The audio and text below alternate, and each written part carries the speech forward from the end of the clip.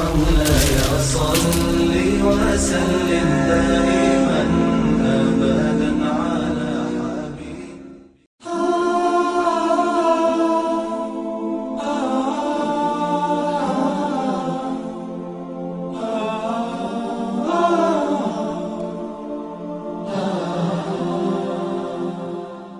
Bismillahirrahmanirrahim. Assalamualaikum warahmatullahi wabarakatuh. Alhamdulillah Rabbil Alamin.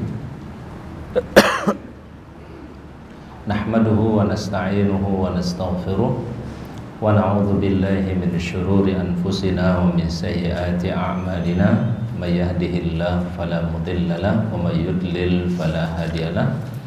Asyhadu an la ilaha illallah wahdahu la syarika lah wa asyhadu anna Muhammadan abduhu wa rasuluhu la nabiyya ba'dah. Allahumma salli wa sallim wa barik ala hadzal nabiyil karim nabiyina Muhammad ibn Abdillah wa ala alihi wa ashabihi wa man tabi'ahu bi ihsanin ila yaumiddin, amma ba'd. Raditu billahi rabban wa bil islami dinan wa bi Muhammadin sallallahu alaihi wasallam nabiyyan. Allahumma inni as'aluka ilman nafi'a wa rizqan tayyiban wa amalan mutaqabbala. Hadirin bapak-bapak dan ibu-ibu yang insyaallah senantiasa dimuliakan, dicintai oleh Allah Subhanahu wa taala. Alhamdulillah, puji dan syukur marilah senantiasa kita panjatkan kepada Allah atas segala curahan rahmatnya, karunia dan kebaikannya kepada kita semua. Pada siang hari ini alhamdulillah kita masih diberikan kesehatan oleh Allah, kita masih diberikan kebaikan oleh Allah Subhanahu wa taala, sehingga kita diberi kemudahan untuk bisa berada di dalam majelis ilmu. Yang mudah-mudahan setiap langkah kita semua di dalam kebaikan menjadi sebab ampunan Allah Subhanahu wa taala, mengangkat derajat kita dan menjadi persaksian yang terbaik nanti pada hari kiamat. Al-yawma nakhtimu ala afwahihim wa tukallimuna aydihim wa tashhadu arjuluhum bima kanu yaksibun.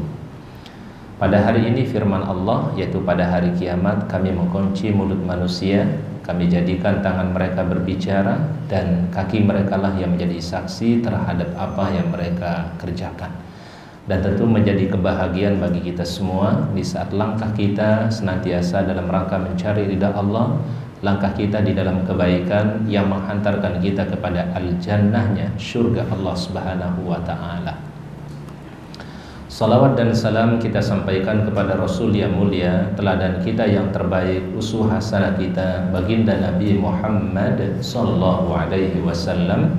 Mudah-mudahan salawat kita, salam kita untuk beliau kelak pada yaumul akhir kita mendapatkan syafaat dari Rasulullah Muhammad sallallahu alaihi wasallam.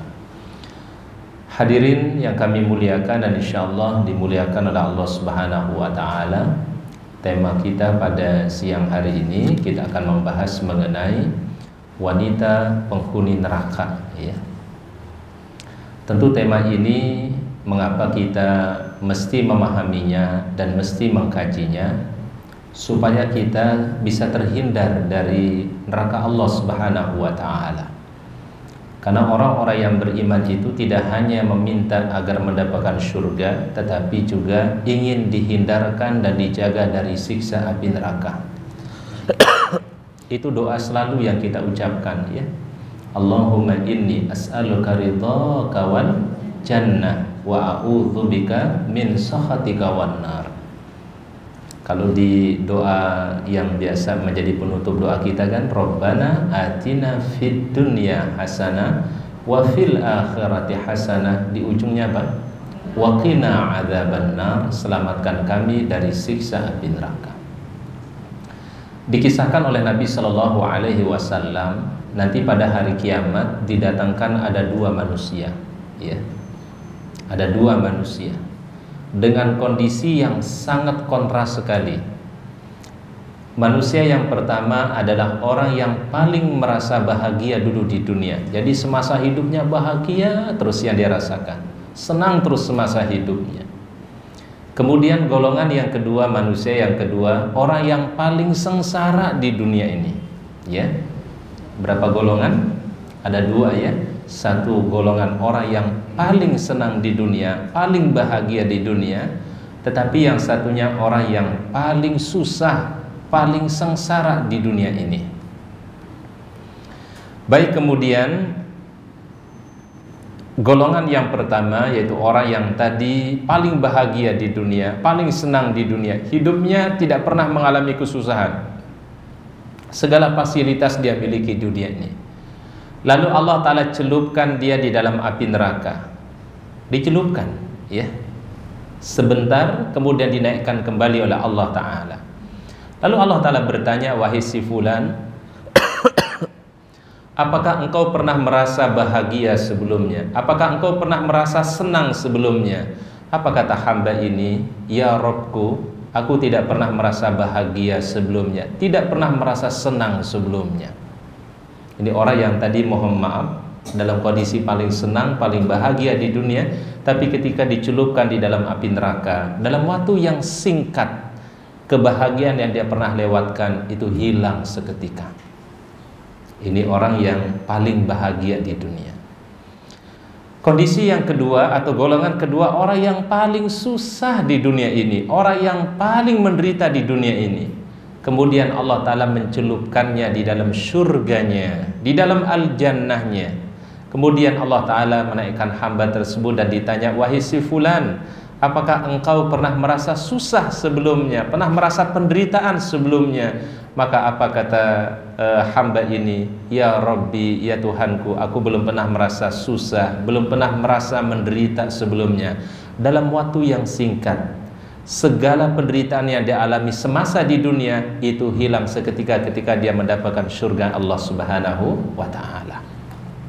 Luar biasa ya gambaran yang disampaikan oleh Nabi Shallallahu Alaihi Wasallam, bagaimana bahagianya orang yang berada di dalam surga dan bagaimana sengsaranya orang yang berada di dalam api neraka. Dan itu perbedaannya sangat kontras sekali Bapak Ibu ya. Jadi yang satunya mendapatkan kesenangan yang luar biasa, kebahagiaan yang tidak bisa tergambarkan, belum pernah didengar oleh telinga, belum pernah terlihat oleh mata, bahkan belum pernah terbersih di dalam hati manusia. Itu al-jannah ya. Tetapi penderitaan di api neraka pun juga tidak bisa terbayangkan bagaimana sakitnya dan bagaimana pedihnya yang namanya siksa api neraka. Itulah tadi kenapa kemudian kita selalu memperbanyak ucapan Rabbana atina fid dunya hasanah wa fil akhirati hasanah wa qina azabannar. Ya Allah, aku mohon kepadamu kebaikan di dunia, kebaikan di akhirat, dan juga selamatkan dari siksa api neraka. Jadi kalau kita ingin coba memahami orang yang bahagia itu siapa Ustadz ya, Bapak Ibu pasti kita kepingin bahagia nggak? Pingin ya? Apa bedanya senang dan bahagia Bapak Ibu? Bapak Ibu apa bedanya senang sama bahagia? Ada beda nggak? Bu? Umi, ada beda nggak senang dengan bahagia? Hah? Ada. Apa perbedaannya? Apa bedanya senang? Saya merasa senang, saya merasa bahagia. Apa bedanya? Apa coba? Hah? Kalau senang itu apa?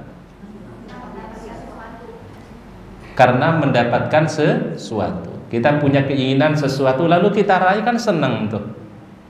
Tapi apakah sesuatu yang kita raih kita bisa dapatkan kebahagiaan? Belum tentu. Tapi orang yang merasa bahagia dengan apa yang Allah Ta'ala berikan pasti telah memiliki rasa senang. Berarti ada bedanya ya antara senang dan bahagia. Mana yang lebih sempurna? Bahagia. Jadi kalau ditanya Bapak Ibu ingin senang atau bahagia? Ingin bahagia. Karena kalau orang bahagia pasti senang, tapi orang yang senang belum tentu bahagia. Ya. Ada orang diberikan materi misalnya senang dia, tapi belum tentu materi menjawab kebahagiaan, memenuhi kebahagiaan hatinya. Ada orang diberikan keluarga, senang dia memiliki keluarga, tapi belum tentu keluarga menghadirkan kebahagiaan dalam hatinya. Ya, diberikan dia pasangan, Mungkin dia senang karena dia sudah punya pasangan, tapi belum tentu menghadirkan pasangan itu menjadi kebahagiaan dalam hidupnya. Diberikan dia anak, senang punya anak, tapi belum tentu anak itu menjadi hadir sebagai kebahagiaan untuk kedua orang tua. Jadi kalau senang itu sekedar mendapatkan apa yang diinginkan, tapi kalau bahagia, sesuatu yang diberikan itu mendatangkan kebaikan di dalam hidup, itu yang namanya bahagia. Rabbana atina fid dunya hasanah wa fil akhirati hasanah wa qina azabannar. Jadi orang yang bahagia berarti Bapak Ibu ada dua. Pertama, faman zuhziha anin nari, siapa yang dijaga dari siksa api neraka. Itu orang yang bahagia ya. Siapa saja yang dijaga, dilindungi oleh Allah dari apa? Siksa api neraka. Orang yang bahagia yang kedua cirinya wa udkhilal jannah, dan dimasukkan di dalam surganya Allah. Itu orang bahagia, dijauhkan dia dari siksa api neraka dan dimasukkan di dalam surganya Allah Subhanahu wa ta'ala dengan segala nikmat yang Allah ta'ala berikan. Ini cita-cita kita paling tinggi Bapak Ibu. Ingin kita nanti pada hari kiamat dijaga kita dari siksa api neraka, dan Allah ta'ala masukkan kita di dalam rahmat dan surganya. Nah, Allah Subhanahu wa ta'ala berbicara mengenai api neraka ini disebutkan pertama di dalam surat Al-Baqarah ayat 24. Silakan mungkin bisa dibuka surat Al-Baqarah ayat 24. Allah Subhanahu wa ta'ala berfirman, fattaqun naral lati waquduhan nasu wal hijarah uiddat lil kafirin. Fattaqun nar, maka takutlah api neraka. Bapak Ibu, berarti kita harus menjaga diri kita, memelihara diri kita dari apa? Api neraka. Walaupun kata Rasul, mohon maaf, orang mensodakohkan satu butir korma, kalau dia bersodakohnya karena Allah, mudah-mudahan itulah menjadi sebab dia dijaga dari siksa api nerakanya Allah. Karena ada hadis mengatakan apa? Fattaqun nar walau bisyikki tamrah. Takutlah dari api neraka walaupun hanya dengan bersodakoh sebutir korma. Jadi artinya sekecil apapun kebaikan yang dilakukan, mudah-mudahan itu menjadi sebab kita dijaga dari api neraka Allah. Kita sholat, kita berpuasa, kita baca Quran, kita berzikir, kita berbuat baik kepada orang lain, sekecil apapun, ya Allah jadikanlah supaya kami terhindar dari siksa api nerakamu. Itu mana hadis itu tadi? Jagalah dirimu dari api neraka walaupun dengan sebutir apa? Korma. Bu Ustadz mau tanya Bapak Ibu, kenapa Rasul bilang walau sebutir korma? Apa kira-kira yang bisa kita pahami? Jagalah dirimu dari api neraka walaupun dengan sebutir korma. Apa kira-kira maksudnya Nabi Shallallahu Alaihi Wasallam? Sedekah sekecil apapun itu pasti bermanfaat. Bahkan ketika orang nanti mau meninggal dunia sakratul maut, yang diminta itu justru adalah laula akhartani ila ajalin qarib. Ya Allah, kalau sekiranya kematian ini Engkau bisa menundanya walaupun sebentar, walaupun sesaat, ya Allah, berikanlah kesempatan bagi kami. Apa keinginan manusia? Fa asaddaqanna wa akum minas salihin. Aku ingin bersedekah dan ingin tergolong orang-orang yang soleh soleha.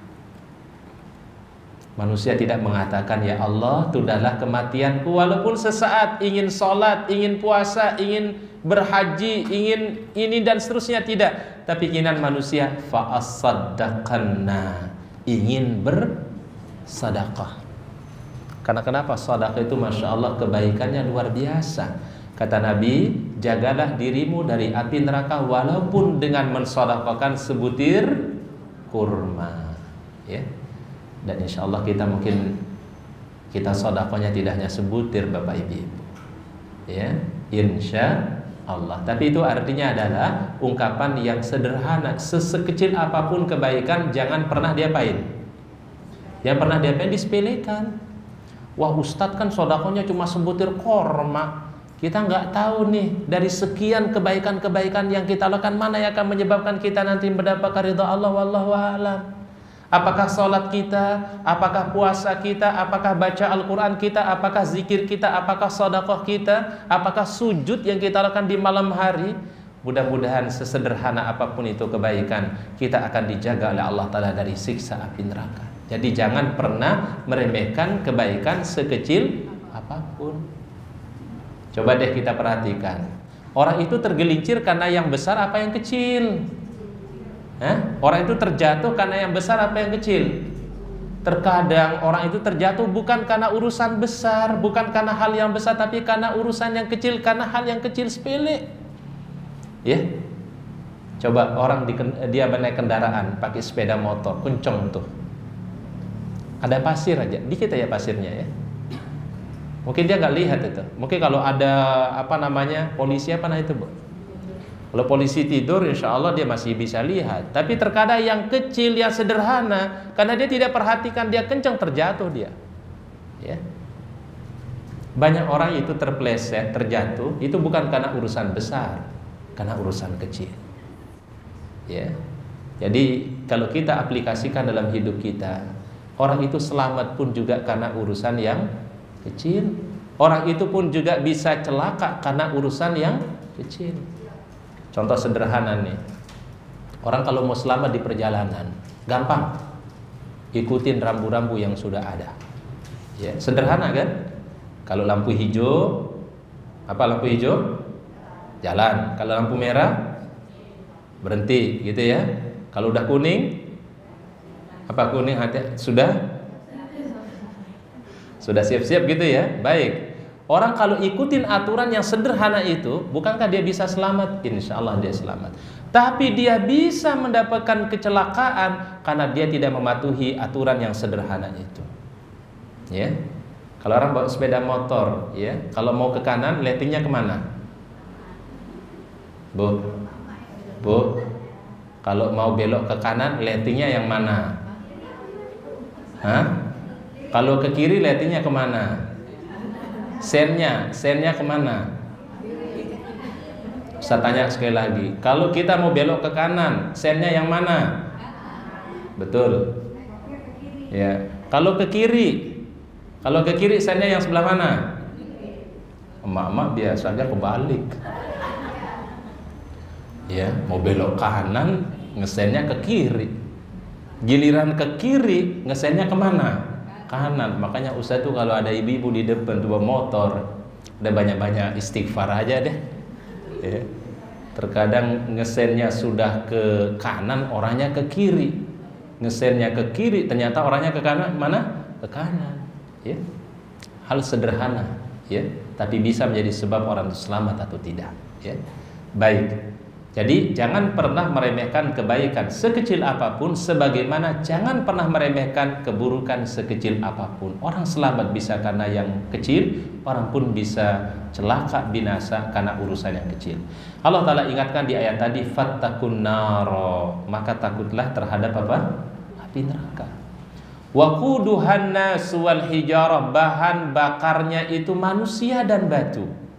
Uiddat lil kafirin, Allah Ta'ala siapkan api neraka itu bagi orang-orang yang ingkar kepada Allah, bagi orang-orang yang tidak beriman kepada Allah Subhanahu wa Ta'ala. Surat apa tadi? Al-Baqarah ayat 24. Kemudian di ayat yang lain di dalam surat At-Tahrim, ya, Allah Subhanahu wa Ta'ala berfirman, surat At-Tahrim ayat yang ke-6, ya. Surat At-Tahrim surat 66, ya. Surat At-Tahrim ayat 66. Allah Subhanahu wa Ta'ala berfirman, At-Tahrim 66 ayat 6. Ya, ingat aja angka 6 ya. 66 ayat 6, ya. Allah Subhanahu wa Ta'ala berfirman, ya ayyuhalladzina amanu. Ya, ini seruan, ya. Seruan kepada orang beriman. Apa artinya ya ayyuhalladzina amanu? Hai orang-orang yang beriman. beriman. Ingat Bapak Ibu, kalau seruannya dengan ya ayyuhalladzina amanu, ada satu kaidah yang dijelaskan oleh sahabat Ibnu Abbas.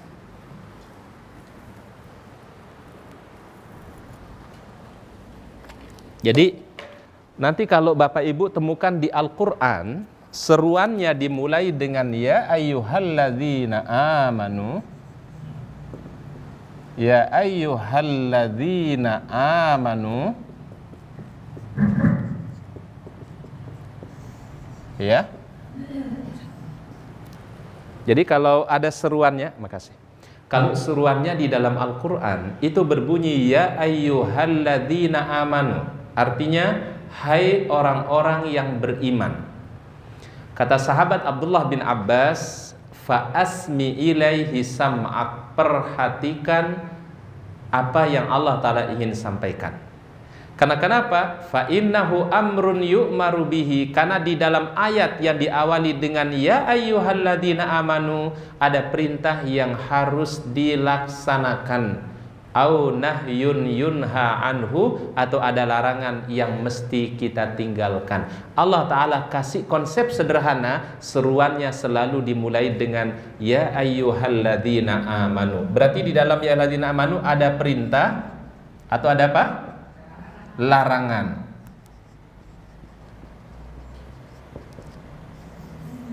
Nih Ustadz kasih PR kepada Bapak Ibu. Boleh Ustadz kasih PR? Tapi ini PR-nya nggak dikumpulin. Beda kalau sekolah. Kalau sekolah kan udah PR disuruh kumpulin lagi ya. Baik, tugasnya Bapak Ibu, mohon setiap nanti baca ayat Al-Quran, kalau ada ayat diawali dengan ya ayyuhalladzina amanu, PR-nya adalah tolong Bapak Ibu garis bawahi itu ayat. Pasti ayat itu berbicara tentang perintah Allah atau larangan Allah Subhanahu wa Ta'ala. Ya. Setuju Bapak Ibu? Ini PR loh Umi. Umi, PR ya? Hah? Udah dijalanin aja, tapi nggak dikumpulin nih PR-nya. Begitu nanti tilawah di rumah, ya ayyuhalladzina amanu kutiba alaikumusiyam. Dibaca ayatnya, baca tafsirannya, baca terjemahannya. Oh, di situ ada perintah untuk berpuasa. Ya ayyuhalladzina amanu tubu ilallahi taubatan nasuha. Hai orang-orang yang beriman, bertaubatlah kepada Allah dengan taubat yang sebenar-benarnya. Berarti kita diperintahkan oleh Allah untuk bertaubat. Ya. Itu PR-nya ya Bapak Ibu ya. Tolong setiap baca Al-Qur'an lalu ketemu dengan ayat diawali ya ayyuhalladzina amanu, mohon ayatnya ditandai, digaris bawahi, berarti ayat ini ada perintah dari Allah atau ada larangan dari Allah Subhanahu wa Ta'ala. Masya Allah.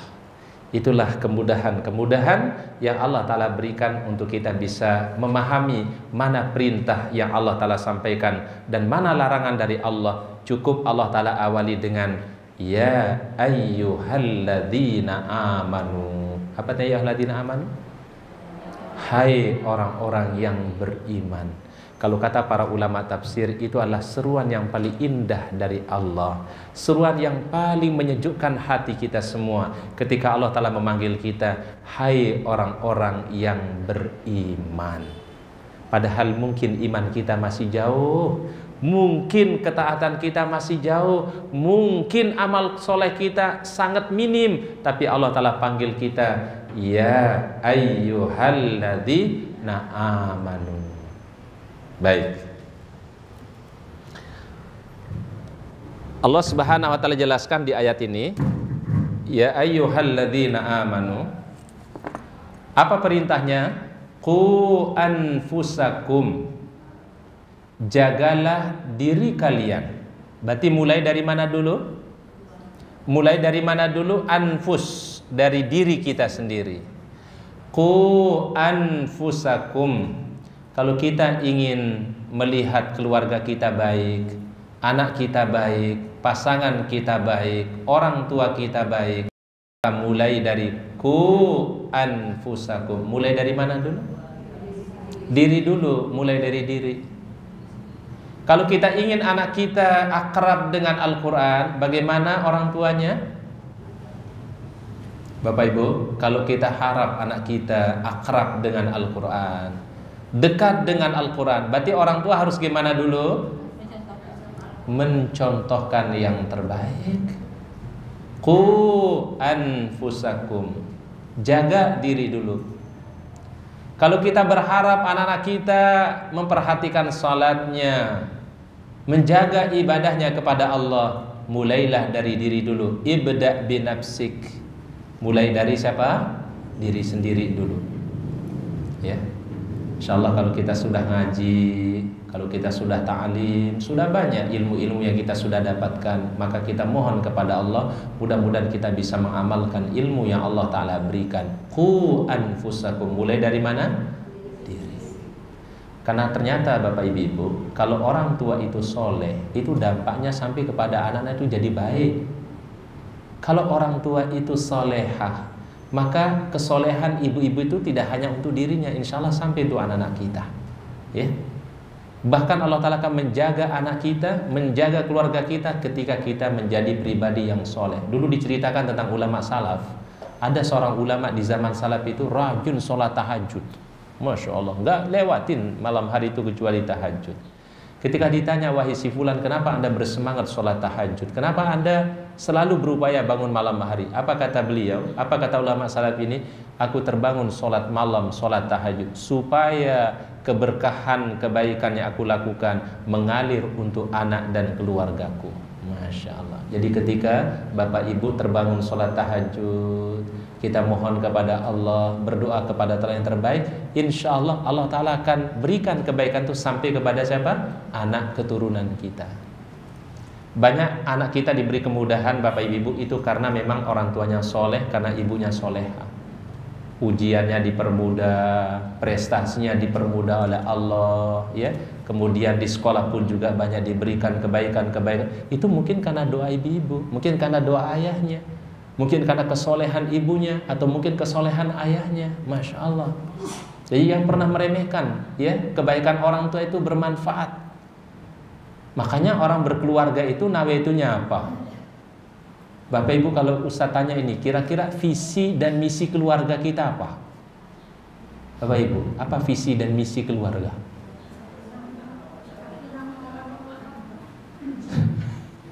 Ustaz mau tanya sekali lagi, Bapak Ibu, visi dan misi keluarganya kira-kira apa? Sakinah, mawaddah, warahmah. Baik, apa maksud sakinah, mawaddah, warahmah? Apa wujud sakinah, mawaddah, warahmah? Bahagia. Apa wujud kebahagiaan itu yang Allah Ta'ala berikan? Hah? Mudah-mudahan kita diberikan anak yang soleh dan soleha, pasangan kita soleh. Dan ingat Bapak Ibu, misi keluarga orang beriman itu adalah ingin masuk surga bersama keluarga. Ustadz mau tanya nih Bapak Ibu, kalau kita bepergian ke tempat yang bagus, ke tempat yang indah, ingin bepergian sendiri atau bersama keluarga? Iya. Ini sekarang ibu-ibu jalan-jalan ke satu tempat, indah tempatnya, bagus tempatnya, tapi kita nggak sama keluarga, gimana rasanya? Gimana rasanya? Gimana rasanya Bapak Ibu? Hah? Kepengen sih ngajak keluarga Ustadz. Kalau nggak mau gimana Tat? Ini beda cerita nih. Beda cerita. Ingat, tentu adalah kita ingin masuk surga bersama keluarga. Yang penting kita ngajak kan. Nah, kalau dia diajak nggak mau, ya udah, berarti adalah lana a'maluna walakum a'malukum. Bagi kalian amal kalian, bagi kami amal kami. Tapi kan kita sudah ngajak, sudah mencontohkan, sudah mengarahkan biar masuk surga bersama keluarga, ya. Baik, berarti mulai dari mana dulu? Diri sendiri. Ya ayyuhalladzina amanu qu anfusakum wa ahlikum nara, dan jagalah keluargamu juga dari siksa api neraka. Keluarga itu dimulai keluarga inti dulu ya. Pasangan kita, suami, istri, anak, orang tua, itu yang paling inti dulu. Itu namanya ahlikum. Lebih luas lagi adalah keluarga itu adalah keluarga yang lebih luas lagi, paman, bibi, sepupu, ponakan itu juga termasuk. Tapi ada keluarga inti dulu, orang tua, anak, ya, pasangan suami istri itu yang paling utama. Ya, termasuk itu yang inti dulu, ya. Waquduhan nas wal hijarah, ya, dan bahan bakarnya dari apa? Manusia dan batu. Alaiha malaikatun, yang menjadi penjaga api neraka itu malaikatun, malaikat. Ghiladun, yang kasar, nggak ada wajahnya senyum. Ghiladun. Shidadun, yang keras, udah kasar, keras.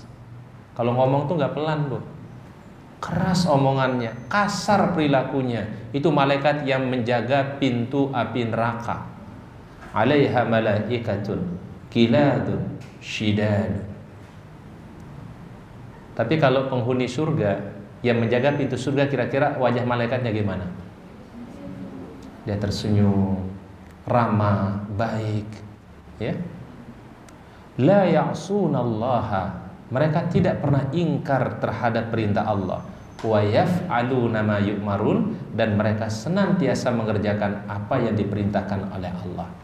Baik, coba kita perhatikan ayat ini Bapak Ibu. Tadi Allah Ta'ala katakan, hai orang-orang beriman, jagalah dirimu. Berarti mulai dari mana dulu?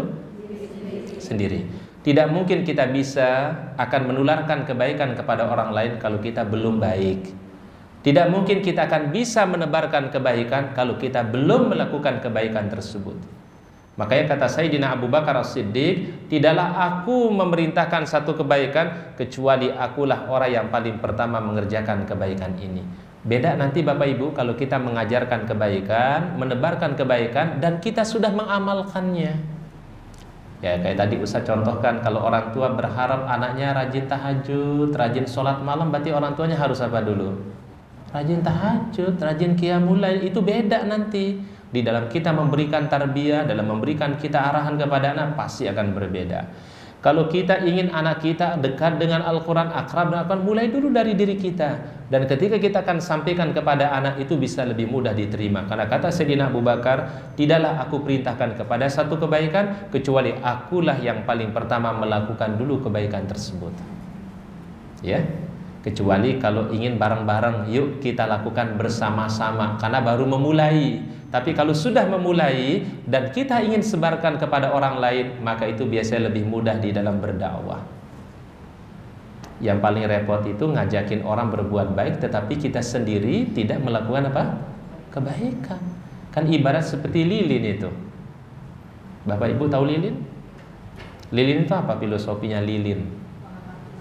Lilin itu kan menerangi yang ada di sekitarnya, sekelilingnya. Tapi dia sendiri yang apa? Yang terbakar. Atamuruna nasa bil birri wa tansawna anfusakum? Apakah kalian mengajak kepada kebaikan sedangkan kalian tidak melakukannya? Engkau lupa terhadap diri kalian. Makanya ayat ini mengatakan tadi, hai orang-orang beriman, mulailah dari dirimu. Qu anfusakum, jaga dirimu.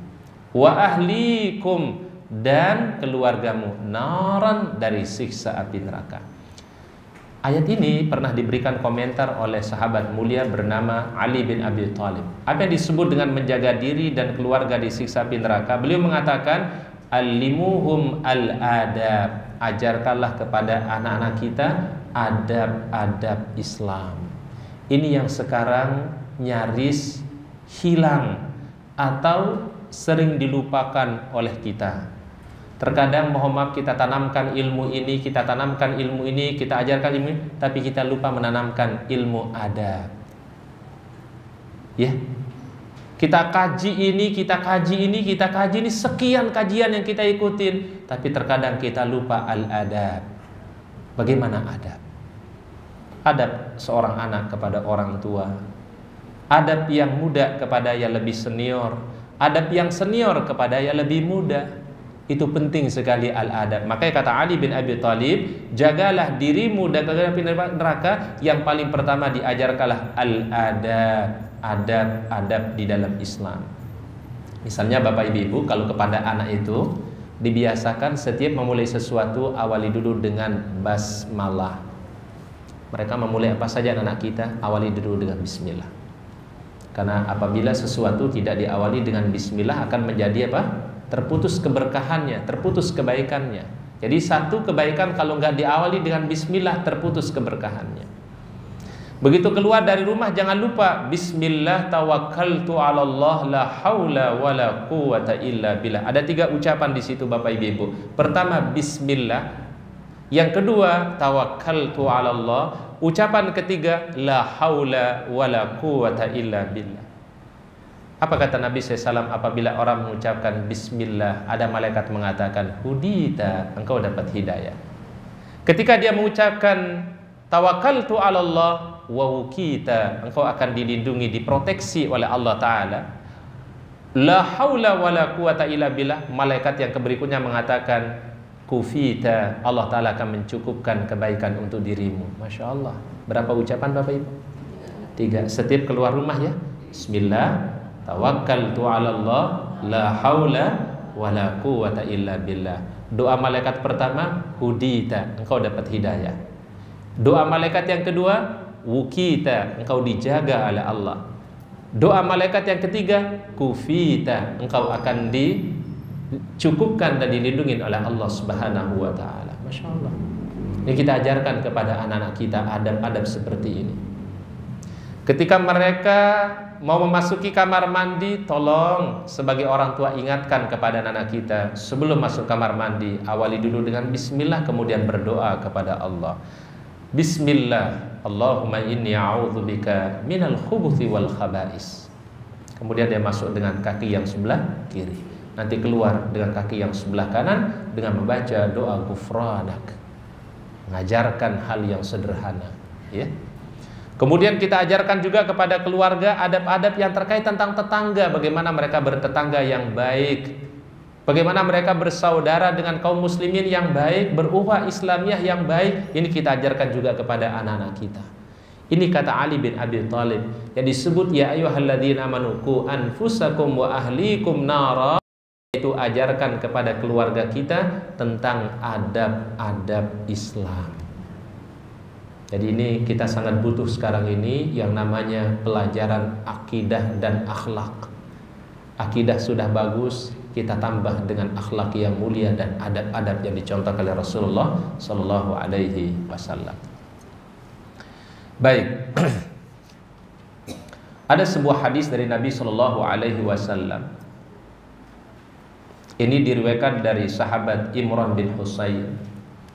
Anin Nabi sallallahu alaihi wasallam, dari Nabi sallallahu alaihi wasallam bersabda, "Ittala'tu fil jannah." Aku melihat ke dalam surga, kata Nabi sallallahu alaihi wasallam, "Fara'aitu aktsara ahliha al-fuqara." Aku lihat kebanyakan penghuni surga itu adalah orang-orang yang fakir. Kenapa orang yang fakir banyak masuk surga? Kenapa orang fakir banyak masuk surga? Karena hisabnya ringan, ya, nyaris nggak ada pertanyaan. Beda kalau orang diberikan harta oleh Allah, beda kalau orang diberikan karunia oleh Allah Ta'ala. Pertanyaannya 2, ya. Kalau harta itu pertanyaan berapa? 2. Min ainak tasabahu, dari mana ia memperolehnya? Bagaimana cara memperolehnya? Apakah dengan cara yang halal atau dengan cara yang haram? Kemudian pertanyaan bukan sampai situ saja. Setelah dia mendapatkan harta itu, pertanyaan yang kedua, wa fima anfaqahu. Apa yang dia gunakan dengan hartanya? Apa yang dia pakai dengan hartanya? Untuk apa dia gunakan hartanya? Itu yang ditanya. Makanya hisabnya orang kaya sama orang miskin jauh lebih lama hisabnya orang yang kaya dibandingkan orang miskin. Orang miskin apalagi dia rajin sholat, rajin puasa, rajin baca Quran gitu Ibu ya. Cuma dilihat wajahnya aja udah langsung masuk surga aja kan ya. Tapi kalau yang orang yang kaya diberikan harta, pertanyaannya lebih banyak ya. Wa tala'tu finnar, kata Nabi, dan aku melihat pada bagian api neraka atau bagian neraka, fara'aitu aktsara ahlihan nisa. kebanyakan penghuni neraka itu adalah an-nisa, yaitu wanita. Ini hadis sahih dari Imam Al-Bukhari. Tentu kini Bapak Ibu mensikapi hadis ini, bagaimana cara Ustadz mensikapi hadis ini? Ya. Karena ada hadis yang lain juga ya. Ada tentang hadis-hadis wanita itu juga masuk surga dengan cara yang mudah. Ya, betul nggak? Ada nggak hadis yang menyatakan wanita itu mudah masuk surga? Ada. Hadisnya sahih juga. Apa kata Nabi? Idza shallat khamsaha, apabila wanita itu salat 5 waktu. Kedua, wasamat ramadaha, ya puasa Ramadan. Ketiga, wa ta'at ba'laha, ya taat kepada suaminya. Wa hafizat nafsaha, ya jaga kehormatannya. Apa kata Rasul? Udkhulil jannah, masuklah surga min ayyi abwabin syi'ti, dari pintu mana saja yang kau inginkan. Lalu yang disebutkan wanita yang seperti apa yang mereka masuk neraka itu, apa sebabnya? Nah, karena di buku ini tidak dijelaskan, Ustadz cari dari referensi yang lain. Ya. Jadi ada beberapa sebab-sebab wanita itu menjadi penghuni dari api neraka Allah Subhanahu wa taala. Mohon ditulis ini para jamaah. Apa yang menjadi sebab wanita-wanita itu masuk api nerakanya Allah taala? Pertama adalah, sebab yang pertama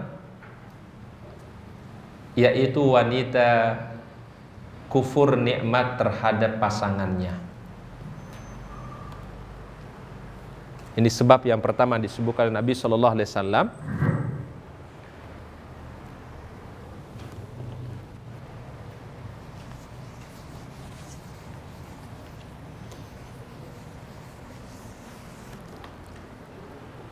Asbab dukhulun nisa an-nar, ya. Sebab wanita mendapatkan api neraka Allah. Asbab dukhulin nisa an-nar.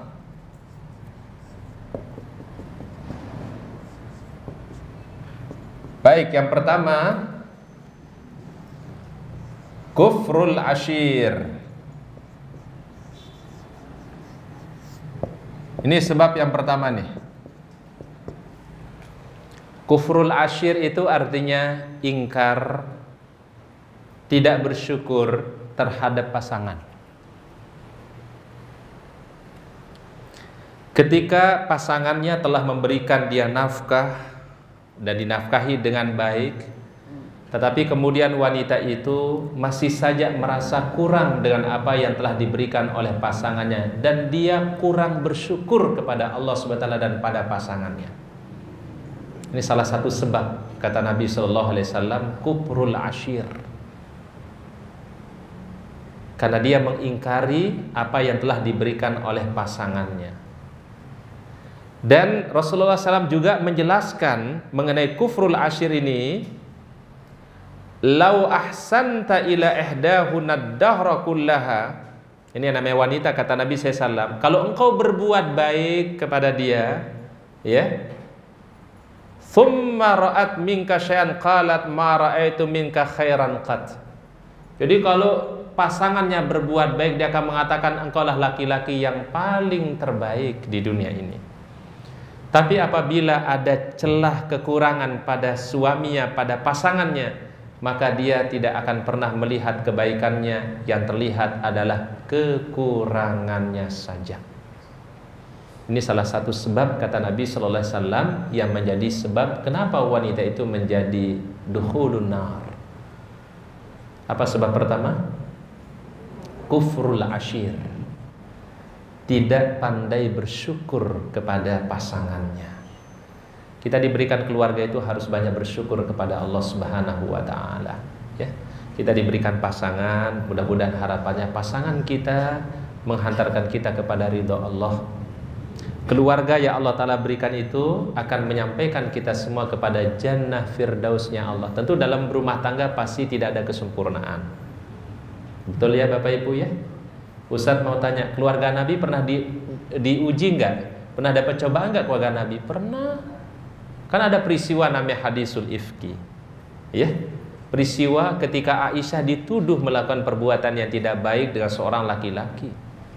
Bayangkan keluarga Rasul yang sangat mulia, ini ternyata pernah mendapatkan cobaan dalam rumah tangga. Jadi artinya tidak mungkin kita akan mendapatkan pasangan yang sempurna. Pasti ada kekurangannya. Nah, bagaimana mensikapinya? Ada cara yang diberikan oleh Rasulullah SAW.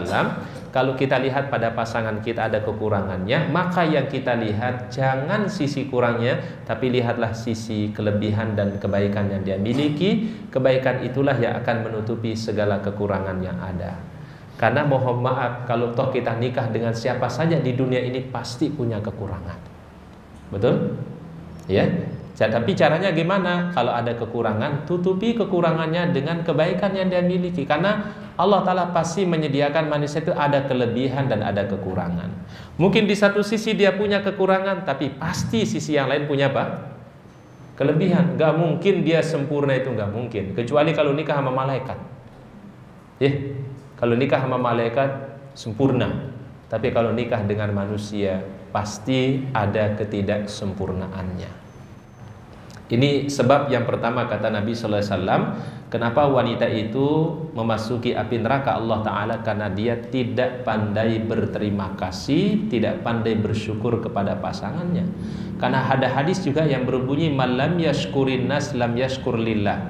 Siapa yang tidak bersyukur kepada manusia, maka dia belum bersyukur kepada Allah.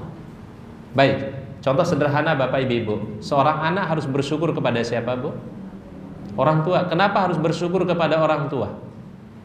Kenapa anak itu harus bersyukur kepada orang tua? Karena orang tualah yang menjadi wasilah mereka lahir di dunia. Perantara orang tualah yang mereka mendapatkan kasih sayang.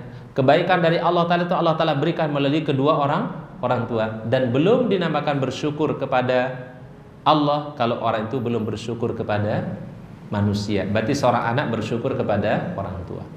Baik seorang wanita belum dinamakan bersyukur kepada Allah kalau dia tidak pandai bersyukur kepada suaminya. Telah diberikan nafkah, telah diberikan kebaikan, telah diberikan kasih sayang, maka ketika dia berterima kasih kepada suaminya, maka itulah dia telah bersyukur kepada Allah Subhanahu wa Ta'ala. Ya. Baik, ini sebab yang pertama. Ya. Baik, sebab yang kedua,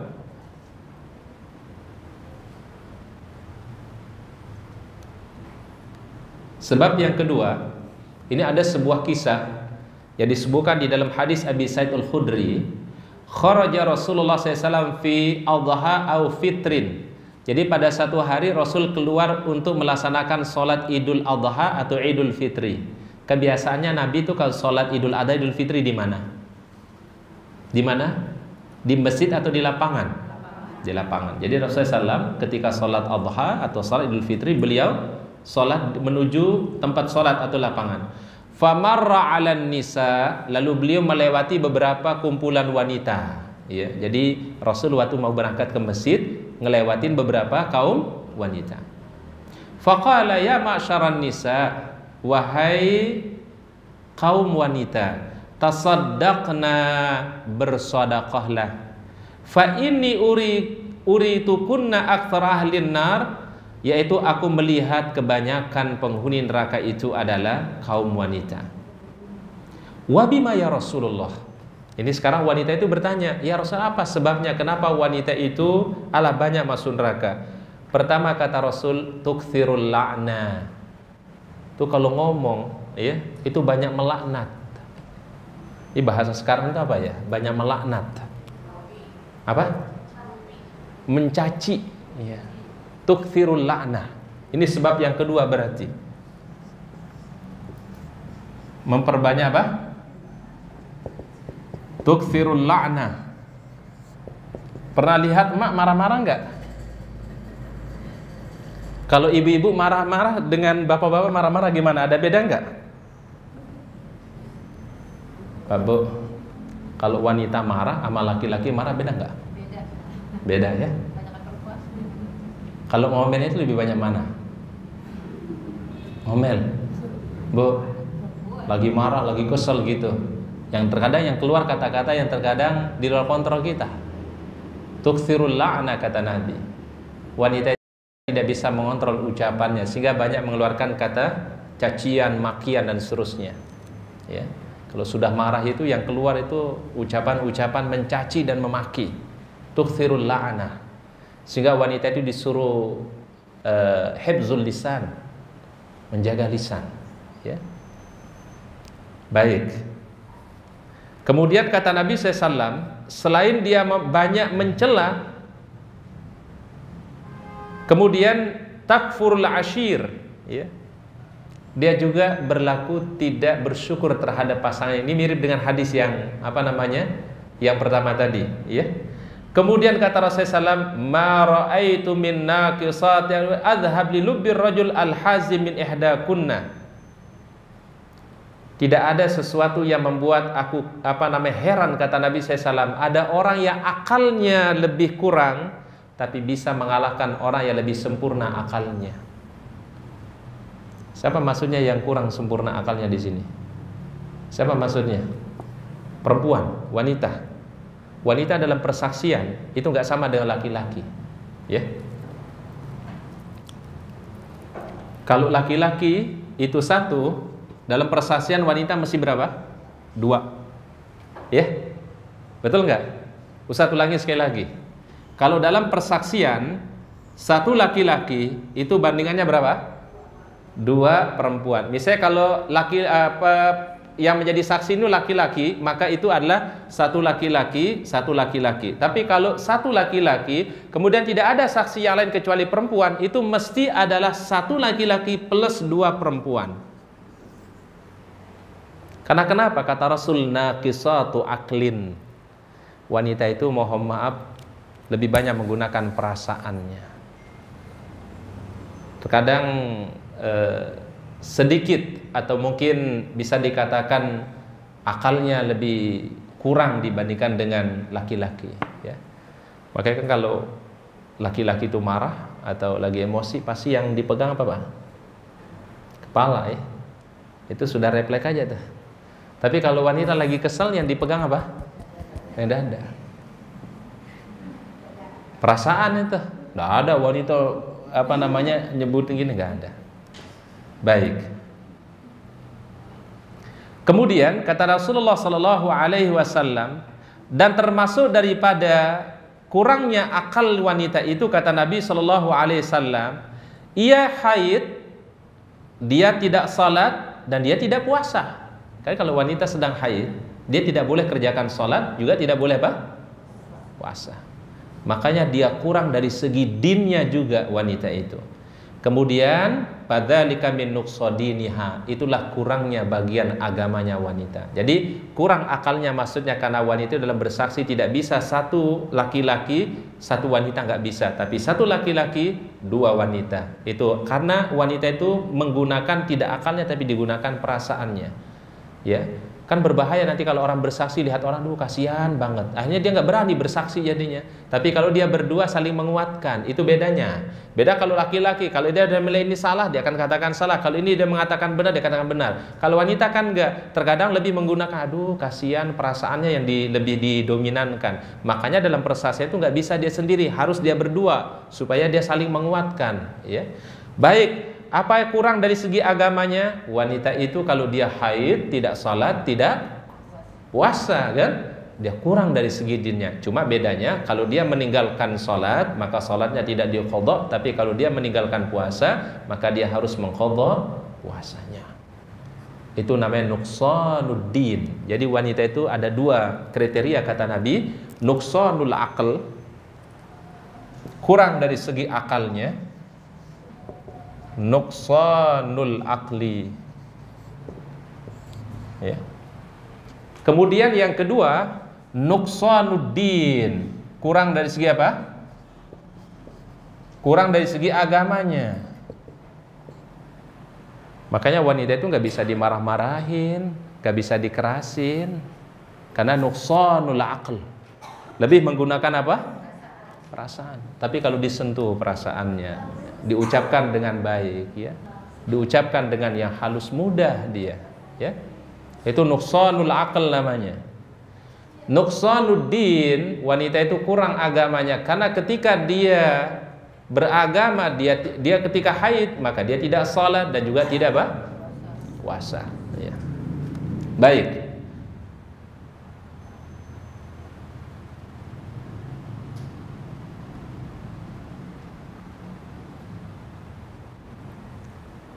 Itu beberapa sebab yang disebutkan oleh Nabi Shallallahu Alaihi Wasallam. Ya. Di antara sebab wanita itu adalah kebanyakan penghuni api neraka disebabkan karena dua hal. Walaupun nanti versi hadisnya tadi banyak, tapi mirip-mirip isinya. Pertama adalah sebabnya kufrul ashir, tidak bersyukur kepada pasangan, lebih banyak mengeluh, ya, lebih banyak dia mengeluh di dalam menjalankan kehidupan berumah tangga. Kemudian yang kedua, tukthirul la'an, ya, banyak apa? Mencela, banyak mencaci, ya, kalau sudah marah itu keluar kata-kata yang tidak pantas. Nah, bagaimana solusinya? Ini harus punya solusi, kata Nabi Shallallahu Alaihi Wasallam. Salah satu solusinya adalah, ini sebab yang ketiga dulu, mohon maaf, tukthirus syakwa, kata Nabi. Sebab yang ketiga wanita itu adalah banyak mengeluh. Tukthirus syakwa.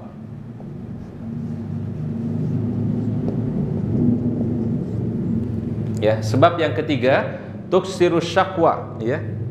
Asyaka, ya. Asyaka atau syakwa itu artinya mengeluh. Ya. Terkadang kalau nggak punya rasa syukur itu memang akhirnya banyak mengeluh jadinya, ya.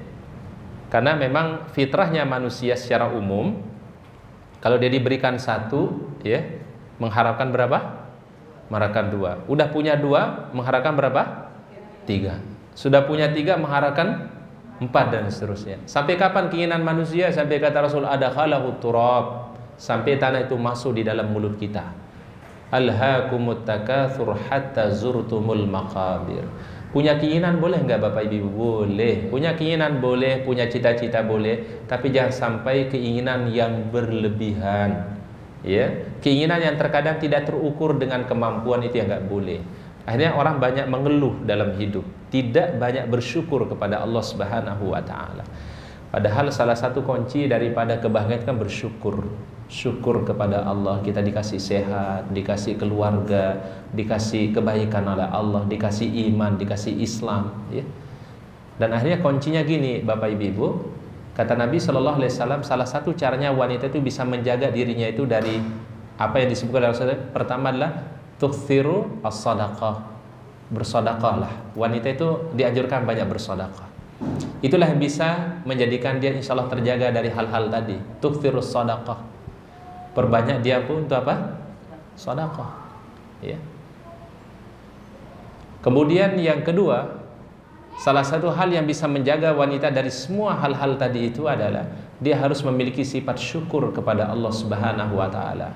Dalam urusan dunia lihatlah orang yang lebih kurang, ya. Jangan lihat yang lebih tinggi. Kalau kita lihat yang lebih tinggi, yang ada itu adalah mengeluh dan tidak akan pernah rasa bersyukur kepada Allah. Kita masya Allah dikasih sempurna fisik, bersyukur kepada Allah. Ada orang mohon maaf mungkin fisiknya nggak sempurna. Alhamdulillah kita pakai kendaraan, kita mau ngaji pakai kendaraan, kita pakai mobil, kita pakai sepeda motor, bersyukur sama Allah Ta'ala. Ada mungkin orang yang cuma pakai kendaraan umum, ada mungkin yang jalan kaki dan seterusnya. Yang jalan kaki bersyukur kepada Allah Ta'ala. Ada orang mungkin ya mengalami cacat pada bagian organ tubuhnya, dia susah untuk berjalan dan seterusnya. Kita masih bersyukur kepada Allah Ta'ala, ya. Artinya dalam urusan dunia, lihatlah yang lebih kurang supaya kita lebih bersyukur. Jangan lihat yang lebih apa? Tinggi. Tapi kalau dalam urusan beragama, lihatnya gimana? Yang lebih tinggi. Kalau adat kawan kita, masya Allah dia bisa khotam Al-Quran, kita harus punya niat, mudah-mudahan bisa seperti dia. Dan mungkin mudah-mudahan bisa melebihi seperti dia. Kalau ada orang yang rajin tahajud, boleh kita berharap bisa seperti dia dan mungkin bisa melebihi dia. Kalau ada orang yang rajin datang ta'lim, boleh kita punya keinginan seperti dia dan mungkin melebihi dari apa yang dia lakukan. Itu dulu para sahabat contohkan. Jadi dulu ada orang-orang di zaman Nabi itu Ahlus Suffah namanya. Pernah ngadukan kepada Nabi SAW, ya Rasulullah, dhahaba ahlud duthir bil ujur. Orang-orang yang kaya itu udah membawa pahala yang bergunung-gunung, banyak pahalanya. Yusalluna kama nusolli, mereka salat, kami juga salat. Wa yasumuna kama nasumu, mereka berpuasa, kami juga berpuasa. Tapi bedanya kata mereka, yatasaddaquna wala natasaddaq. Mereka sedekah, kami nggak bisa sedekah ya Rasul. Itu dulu sahabat tuh sedih kalau nggak bisa lakukan kebaikan. Karena dia ingin seperti sahabat-sahabat yang lain yang bisa melakukan kebaikan. Apa kata Nabi SAW? Dikasih solusi oleh Nabi, ucapan subhanallah sedekah, ucapan alhamdulillah sedekah, ucapan la ilaha illallah sedekah, ucapan Allahu akbar sedekah, subhanallah walhamdulillah wala ilaha illallah sedekah, amrun bil ma'ruf sedekah, ngajak orang berbuat baik sedekah, nahyun anil munkari sedekah, mencegah dari perbuatan yang salah itu juga sedekah, langkah menuju kebaikan juga sedekah, dan semua bisa terganti kata Nabi dengan salat duha 2 rakaat, dan itu menjadi sedekah yang terbaik di sisi Allah Subhanahu wa taala. Artinya dulu para sahabat itu kalau masalah kebaikan mereka itu berlomba-lomba dalam kebaikan, dalam urusan apa? Kebaikan. Tapi kalau dalam masalah urusan duniawi, lihatlah orang yang lebih kurang dibandingkan kita supaya terus bersyukur dan terus bersyukur kepada Allah Subhanahu wa taala. Baik, para ummahat yang kami muliakan, insyaallah dimuliakan oleh Allah taala. Mungkin itu yang kita bisa bahas dulu dari buku ini ya, Wanita Penghuni Neraka. Insyaallah ini kita akan kaji secara berkelanjutan. Kita baru sampai halaman 13 ya. Insyaallah mudah-mudahan di waktu yang akan datang kita bisa lanjutkan dan kita diberikan keistiqomahan oleh Allah taala, dan mudah-mudahan Allah taala selalu memberikan keridhaannya kepada kita semua ya. Mungkin dari kami itu saja. Mungkin kalau nanti ada pertanyaan, kami memberikan kesempatan kepada Bapak dan Ibu semua ya.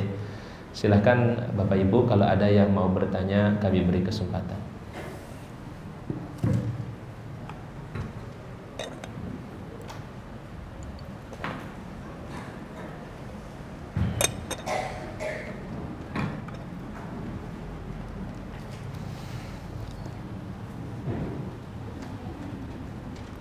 Silakan Umi kalau ada yang nanya, Bu.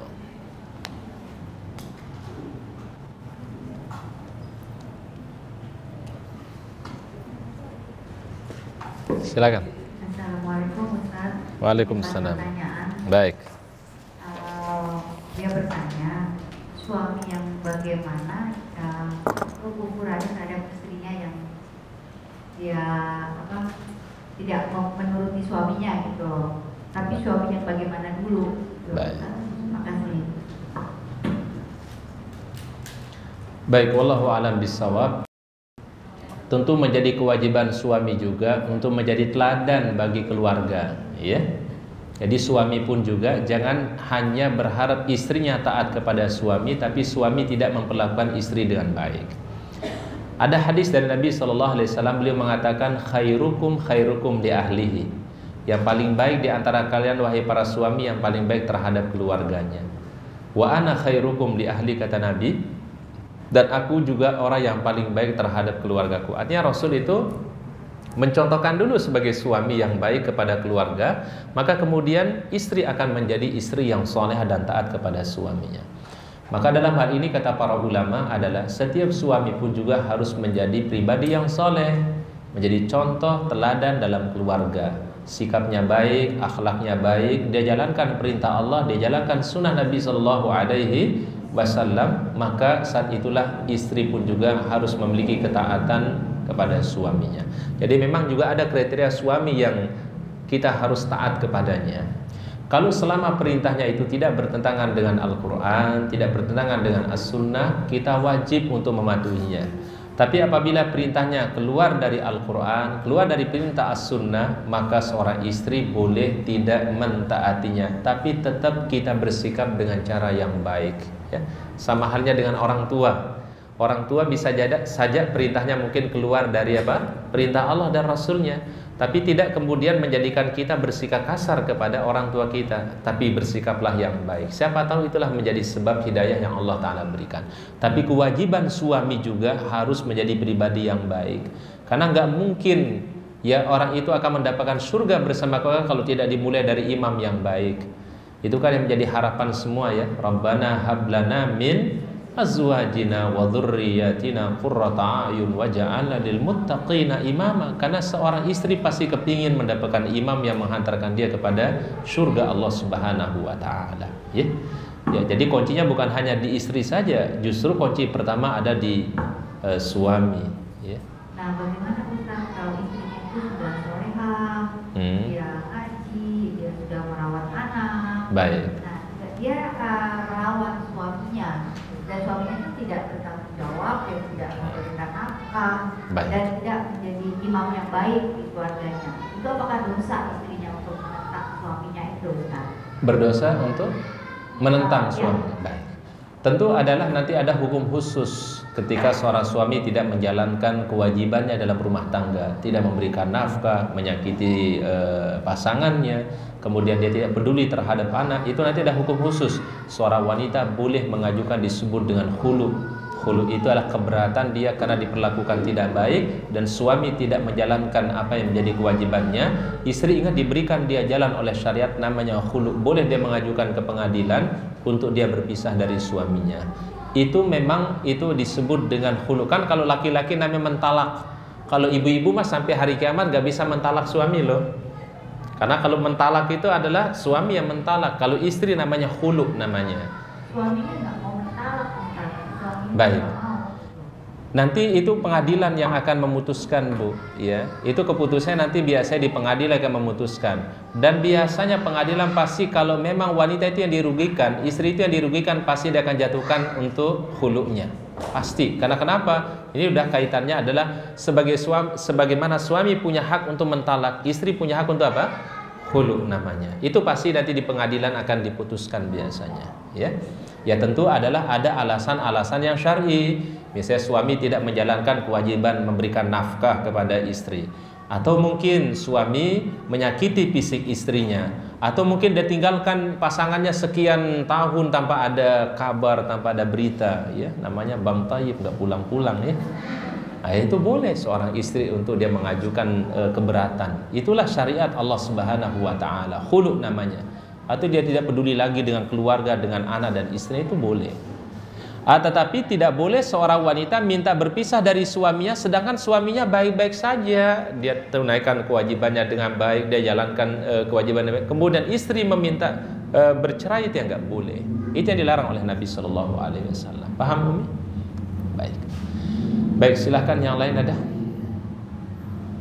Silahkan, Bu. Assalamualaikum, Ustaz. Waalaikumsalam warahmatullahi. Dari pembahasan yang tadi itu, kenapa ada istilah surga itu ada di telapak kaki ibu? Terus kedua, kenapa Nabi menyuruh seorang anak itu menghormati ibunya sampai 3 kali? Baik. Terus yang ketiga, seorang wanita itu menurut saya dia diberikan amanah untuk melahirkan, berarti Allah itu memberikan prioritas yang Kelebihan. Tapi justru seorang wanita malah banyak yang masuk surga, Masuk neraka. masuk neraka. Baik, maka cara melihat hadisnya harus diperhatikan, ya. Kalau kita lihat hadis yang tadi yang disebutkan dalam hadis Imran bin Husain, ya kebanyakan penghuni neraka itu adalah apa? Wanita. Tapi kalau dia dibaca di hadis yang lain pun juga ada kabar baik bagi wanita, gitu kan? Mohon maaf, nggak bahaya nggak ini ibu-ibu? Bahaya nggak? Takut jatuh anak-anaknya? Anak soleh sayang, anak soleh ya takut jatuh. Baik, kalau kita temukan hadis yang lain, kan ada hadis yang tadi Ustaz sampaikan, kalau wanita itu dia sholat 5 waktu, puasa di bulan Ramadan, dia menjaga kehormatannya, dia taat kepada suaminya, apa Allah Ta'ala berikan? Masuklah surga dari pintu mana saja yang kau inginkan. Berarti memang hadis yang tadi kebanyakan wanita masuk neraka itu harus dijelaskan apa sebabnya. Nah, di buku ini Ustaz belum temukan sebab-sebab yang dijelaskan di dalam buku ini. Tadi makanya Ustaz tambahkan, ternyata di antara sebabnya dalam beberapa hadis dikatakan, pertama adalah kufrul ashir, dia tidak pandai bersyukur kepada suami. Mungkin dia rajin sholat, rajin puasa, rajin ini, tapi rajin dia mengeluh kepada suaminya. Kufrul ashir, itu bisa jadi sebab itu. Atau mungkin dia rajin sholat, rajin puasa, tapi rajin nyakitin orang lain. Bisa nggak, Bu? Bisa, kan ada itu yang pernah dikeluhkan oleh seorang sahabiah datang kepada Rasul, ya Rasul, ada si fulanah tetangga saya rajin sholat, rajin puasa, rajin baca Quran, tapi rajin nyakitin orang. Gimana dia Nabi sallallahu alaihi wasallam? Apakah Nabi SAW? Hiya finnar, dia akan mendapatkan siksaan Allah Subhanahu wa taala. Tetapi kata wanita ini, ya Rasul, ada satunya lagi, agamanya biasa-biasa, baca Qur'annya tidak banyak, sholatnya tidak banyak, tapi akhlaknya baik sekali. Apa kata? Hiya fil jannah, ia mendapatkan surga ta'ala. Berarti kesolehan itu tidak hanya cukup secara hablum minallah, tetapi juga kesolehan hablum minan nas. Tukthirul la'an, kata Nabi. Jangan banyak mencela, jangan banyak mencaci maki dan seterusnya. Berarti hubungannya apa? Hablum minan nas. Lo bisa jadi bunda ada orang rajin sholat tapi rajin juga nyakitin orang. Bisa nggak? Soleha dia secara fisik mungkin kan dari rajin sholat, tapi rajin nyakitin orang, gibahin orang dan seterusnya. Masuk poin yang kedua tuh, Bu. Yang ketiga kata Nabi SAW, terus syaka, asyaka atau asyakwa, banyak mengeluh, ya, tidak banyak bersyukur kepada Allah Subhanahu wa taala. Berarti ada sebab-sebabnya. Jadi tidak kemudian kebanyakan wanita masuk neraka, bukan berarti adalah tidak punya sebab. Ada sebab-sebab yang disampaikan oleh Nabi SAW. Mungkin karya ini ibu-ibu mungkin karena ringkas, padat, jadi cuma nyambutan dalil Al-Qur'an dan hadisnya saja, tapi belum disebutkan apa saja sebab-sebab yang disebutkan oleh hadis-hadis Rasulullah SAW. Itu yang tadi kami tambahkan, ya. Baik. Saya kira itu Umiah bisa dipahami, ya. Baik, ada yang lain? Terakhir mungkin ibu-ibu ada yang tanya lain? Ada? Kalau enggak ada kita cukupkan, ya. Baik, wallahu a'lam bishawab. Semoga Allah Ta'ala berikan ilmu yang bermanfaat, Allah Ta'ala berikan barokahnya. Doa kami untuk Bapak Ibu mudah-mudahan semua sehat, barokah, panjang umur. Mudah-mudahan pertemuan kita karena Allah, berpisah karena Allah Subhanahu wa taala. Kita akhiri doa kafaratul majlis. Subhanakallahumma bihamdika, asyhadu an la ilaha illa anta, astaghfiruka wa atubu ilaik. Assalamualaikum warahmatullahi wabarakatuh. شكرا يا ربي شكرا هديت قلبي شكرا نورت دربي شكرا